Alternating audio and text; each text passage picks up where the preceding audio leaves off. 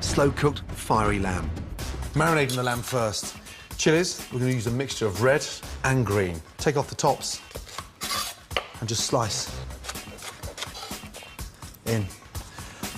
Garlic, crushed.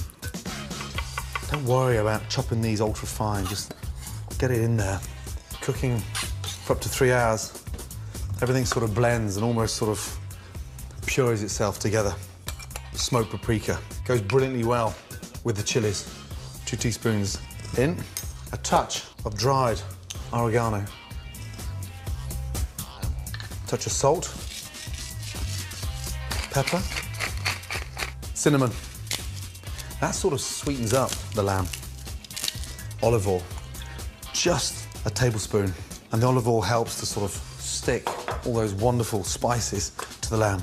Jump in, just start really rubbing. At this stage, you can leave the lamb to marinate for anything from half an hour to overnight, allowing the spices to really penetrate the meat, giving amazing results when you tuck in. Delicious. Vegetables, carrots and onions, and that's it. Sliced. Secret of slicing vegetables for braising is not getting too thin. You slice the onions too thin, they burn. You've got that horrible char taste on that slow braised. Braising is just a chef's term that means cooking in liquid on a low heat, making the meat incredibly moist and beautifully tender. So the secret of braising is having a really nice, thick, durable pan. Get that nice and hot. Just a touch of olive oil. Lamb in, hold the bone, because you're in control then, into the pan. You want that white fat to start rendering, so it'll add more fat, therefore making it a lot more flavoursome as it braises. Chilies, cinnamon in, mix that up.